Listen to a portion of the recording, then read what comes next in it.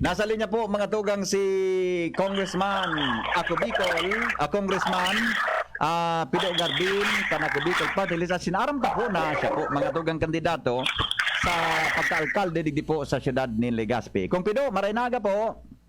Good morning, Henry, and sa kapusta na tabay-tabay kang PBN DZGB, maray na altaw po. Kasi bago ba tabi kung nagkaka-redibokan mga paradangog, tatungkol digdi sa advisory kang Apec, tungkol digdi sa kuryente na ma-increase da sa Pebrero, so generation charge and transmission charge, isa-sad sa tuya ng mga consumer. Iyan so, pagkakaribokan mga paradangog ta. Kung ika po, aram ko po, Batikano kang kwan, Batikano ka ng congressman diyan sa kwan, kung sa lawmaking ano.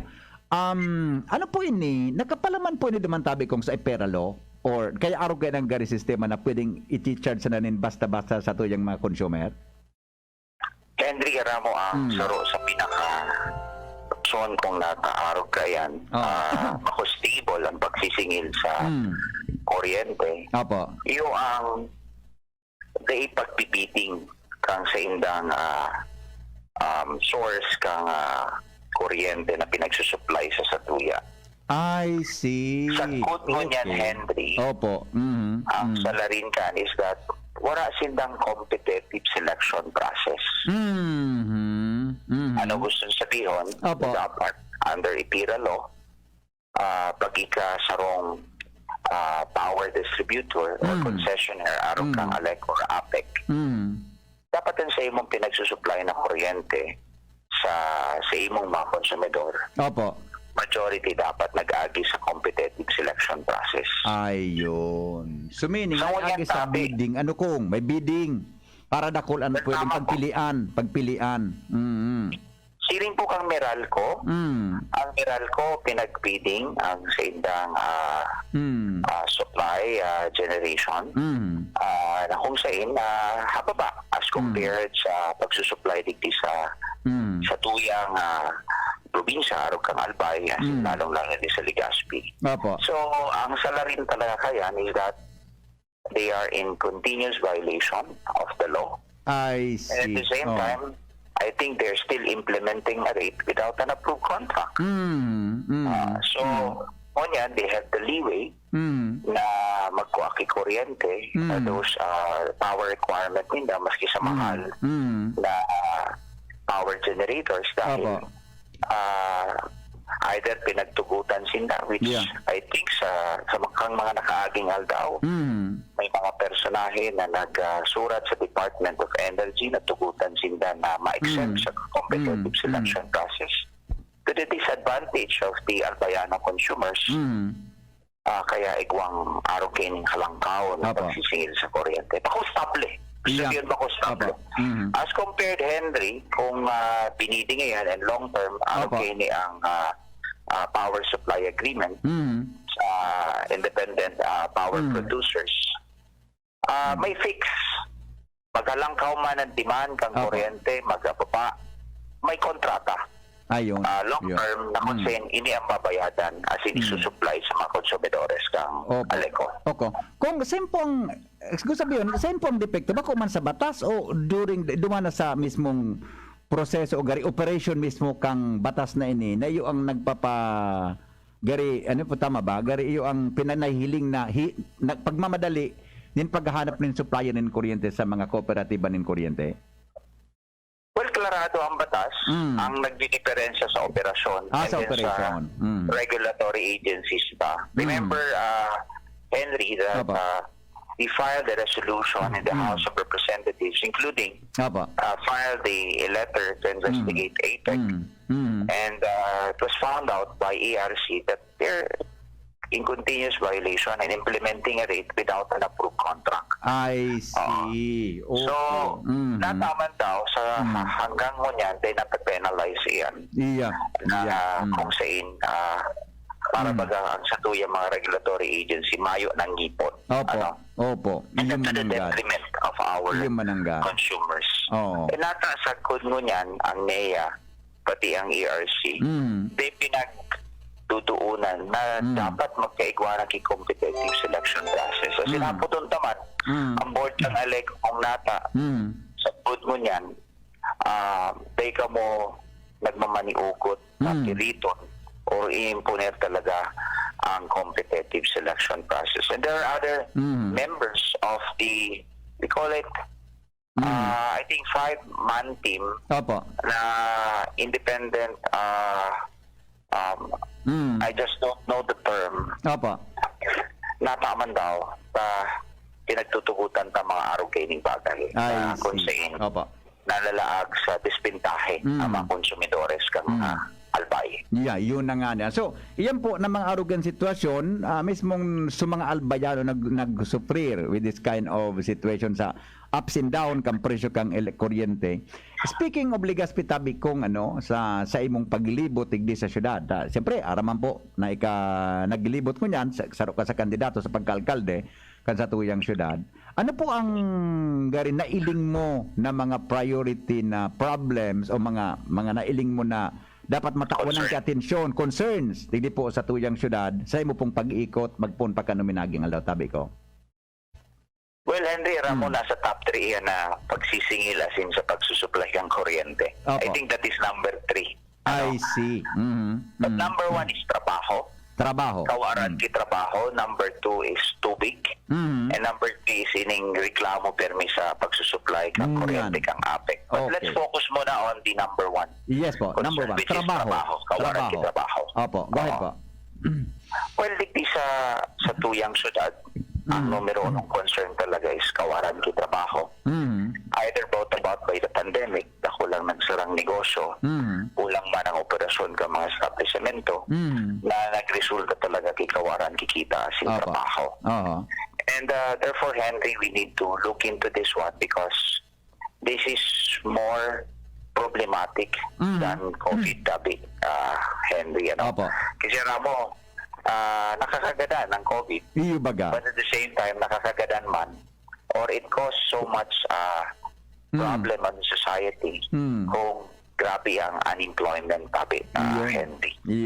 So, we need to look into this by, assessing ano talaga ang factor and solution wherein we can create job creation tabi dito sa tuyang syudad. Yan ang sakuyang pinagdaanan asin ikibuhat kisolusyon sa mga maabot na aldaw tabi, Henry. Pero initially tabi ko, ano garo ang gari na iling mo na kuan na although sabi mo pigaplanuhan pa rin ta, siyempre dapat ang pinagplanuhan talaga anong tamang solusyon digdita.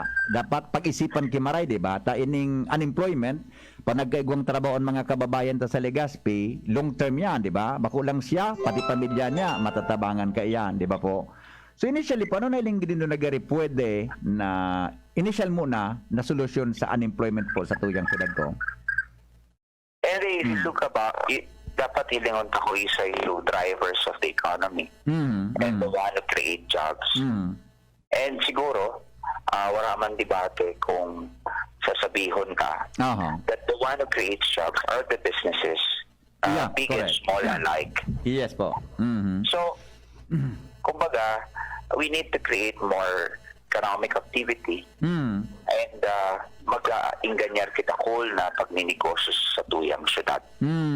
Alagat, paano ka makaganyar kung yaon ng pandemya and at the same time, halangkaw ng pagbubuwis kasi kulang ang insentibo na pinagtataokan sa tuyang lokal na gobyerno.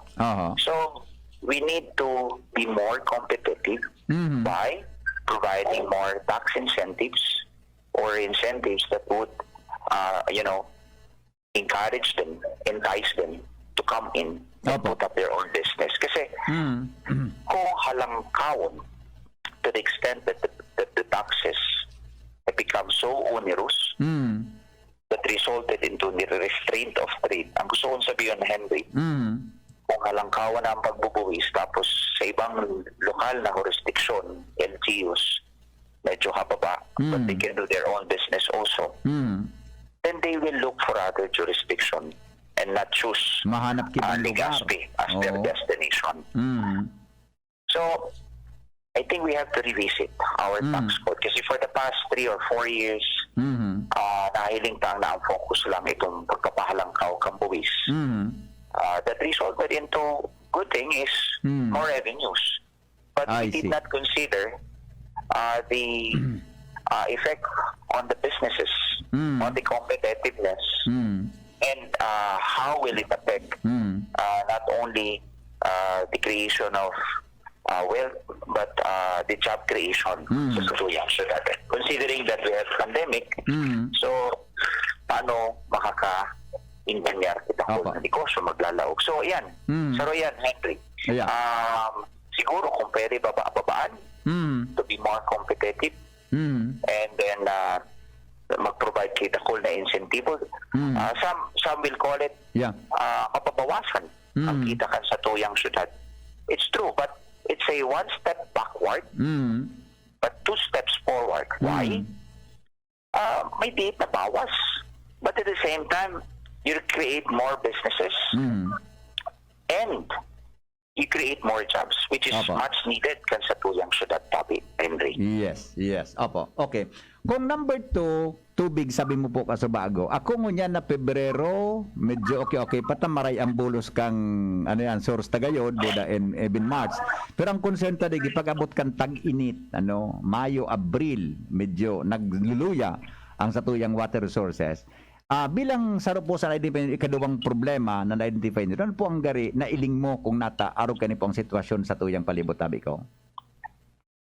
Alam mo, Henry, it all boils down sa sarong ahensya kan sa tuyang gobyerno, si government-owned and controlled corporation, na they napufulfill ang sa indang mandato in order to supply a clean, potable, drinkable water. This is sa tuyang syudad. And we have two kinds of problem. This is sa tuyang syudad. So mga may connection sa LCWD, ang problema is that we have sa iwakitang tubig na di naiinom, maating tubig, may connection man ko ta. And we continues to pay for it. But the worst problem is duman sa south. Okay. Sa upland barangays. Isan, Lamba, and all the way to the farthest barangay, which is Kagbakong, mayo dyan na tubig tabi. Ikaw man sa iba, may mga connection man, kung may deep well sinda, as in sa iba pang dating mga water sources. But the population there, balloon to the extent na they na kaya supplyan kan sa mga existing water system. And therefore, ang ginibuta tabi duman sa south, Henry, is to put up water system level 2 from Kagbakong, Baris, Pagkiruhan, Taisan, Lumapon, Stansa, Maslog, Imalnod, Lamba. We were able to put up solar-powered 10 water system that service these 10 barangays for free. And naiinuman sa indang tubig, except for humapon yata, dahil naiinuman sa tubig sa humapon. Opo. And we will add additional 18 more sites for water system dyan sa south. Dito sa north, additional 8. Initabi nagbubuo na mag-drill. So, these are basic commodities, basic needs that has long been denied or neglected. And yan dati pinagtatawan ka ng solusyon dyan sa southern part kan sa tuyang syudad. But the bigger problem is that biktiman sa sentro, may supplier man kuta kita, but they cannot fulfill their mandate. And therefore, we are so much dependent sa mga refilling station, Henry. Aram ko, ako, sa tuyang pamilya, di nakakainom kitubig sa gripo. Correct. Iyo, totoo po yan. Nabakal ka kitubig sa refilling station. Yeah. And not only these burdens, our constituencies sa tuyang syudad, kagapatan nimi dahil siguro minimum sa tuya, naggagastos ki 300 to 500 pesos a month sa refilling station. But itong mating tubig, cause waterborne diseases. It should be our first line of defense sana sa kahilangan dahil we cannot expect a healthier population kung mati ang tubig. Halimbawa sa mga tios na pamilya na mayong pangbakal kitubig sa refilling station, di nagsasakripisyo sinda ang pinag-iinom nila suhali sa LCWD na kay nga ni appropriate for drinking. And therefore, sinasakripisyo. Mahiling tama ng mga kakiyan. I've visited sa nagkapirang burol, Henry. Yeah. And then nahiling ka, kadaklan kang kinagadan ka mga aki is diarrhea. So, pinagkapot ko siya na, sabi ko saan ka mo nagiinom? Sabi ko yan na aki imong 7 months old or ining sabi ko ining 2 years old, 1 year old na nagadan sa diarrhea. Or dyan niya sa sa gripo ngayon haling niya sa. So, I'm not saying that that's the proximate cause. Yeah. That's contributory dahil aram nila na mati, but they cannot afford to rely or magbakal kitubig sa mga refilling stations. So, these are the things, Henry, na I think should be fixed because these are basic needs. In fact, ang UN declared water as a basic human right. Yeah. So, every day, if we are being supplied with mati na tubig or warang tubig, then our rights are being violated. So, ini po ang satuyang saro sa tututukan pa na dapat marisulbiran because as a basic needs, as a basic rights, dapat maitao to yun sa satuyang mga constituentes. Opo. Kung ito pong additional na padagos inyong drilling ng tubig dyan sa north and southern part kan Legazpi, ano po ini? Pareho kan dati na solar-powered manggilaray po ini? Well, tama ka, Henry. These are solar-powered na may tangke na minadeposito kitubig and can supply the community 24 hours. But we have a bigger plan which nagsurat na ako sa luwa, Henry, since October to conduct a site inspection and evaluation ng water source duman sa Buena Vista para maibaba ng digdig sa siyudad kan Legazpi or maski may supply mo na sa mga barangays duman sa south kan sa tuyang siyudad. So ang luwa man is preparing for a site inspection and evaluation tanganing madeterminar kung suitable and kayang-kaya ang supply na pwede ibaba sa tuyang siyudad. Opo. So maliwanag tabi kung ano na na-identify nyo sa problema sa tubig and igo ka mo ngunyang pighanda asin pigigibo na solusyon sa sinabi ng problema. Kasi bago po, may katulukang na-mention about kuryente. And ini, so pati kang nag-introduction ko kamuya kasi bago sa discussion ta sa on-air and naihapot ko na po sa imo. Ano po ang nailing po nindong concern regarding po sa kuryente po digil sa tuyang siyudad? Well, di sa tuyang siyudad, the supply of the power under the concession agreement of Apec is not transparent. Iyan ang satuyang permi pinagreklamo. In fact, at the height of the increase kang nakaaging taon, I think that was June or July, nagsurat kita sa independent power producers o itong pinag-aabot ng sa spot market sa presidente ka ito, OSM. And then we were able to find out na nagkataram kang Apec sala. So they claimed that the 100% of their power were sourced out in the spot market, which is not true. And though it prompted us to file a resolution to investigate. Yeah. And duman nga sa course of the investigation, na found out and came from the Energy Regulatory Commission that they are implementing a rate without an approved contract. And what is worse is that for the past 2 years, Tabi Henry, they pinagbibiting ang sindang kuryente. I see. So, iyan ang resulta kang halangkaw na pagsisingin. Kaya pala. Nagiging volatile.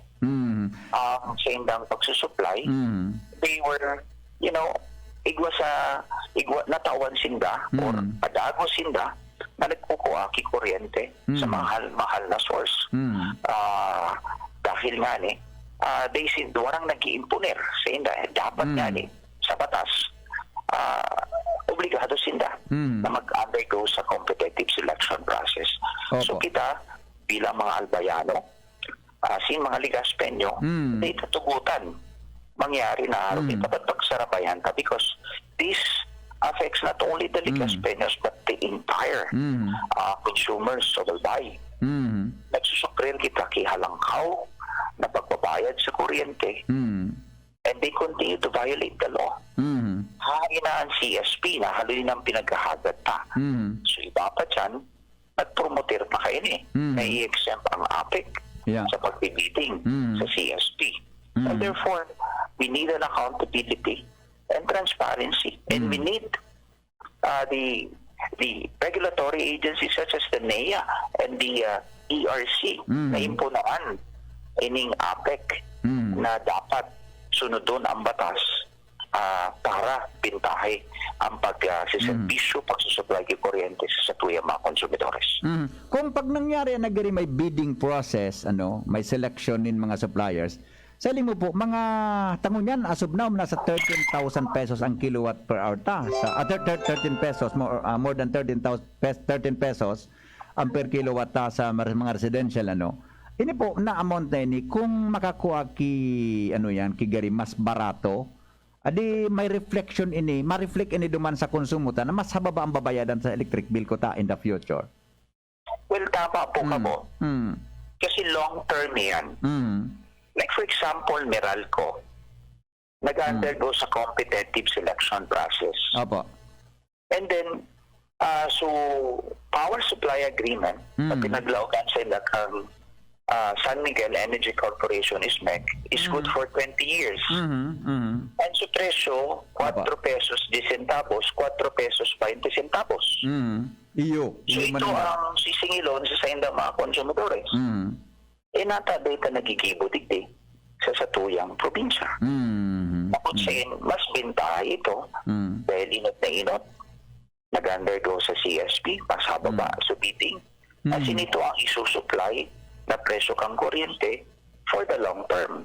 Opo. Kung igmamandate naman lang na porsentahe na kukuha sa spot market na kung saan mga 20 to 30%, kung hababa ang bakalat sa spot market, pwede magkuha duman. Pero ang nangyayari paano, Henry, mayong pagbibiding, patagos, nagbabayalar sa batas, as in, disbintahe sa satuyang mga konsumidores.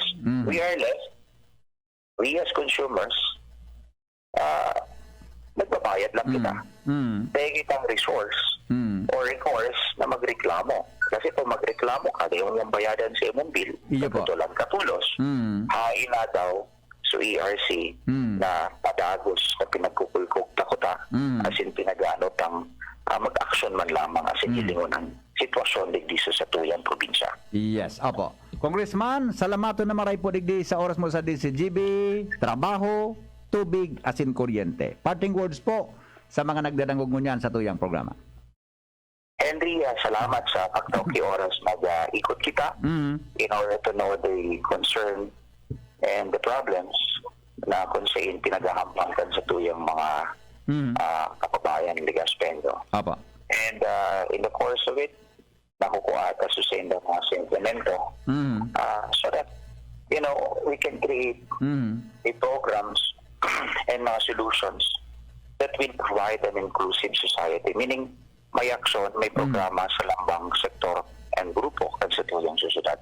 We need an inclusive society in order to have a truly livable city para mas maranasan, as in, kumbaga, matawan ta kitamang serbisyo ang mga kababayan dito sa tuyang siyudad. Yung po, Henry, yan sa tuyang pinagigiboral daw. Salamat tabi, and Marinaga po. Marinaga po. Salamaton tabi, mga tugang si Congressman Alfredo Garbin Jr.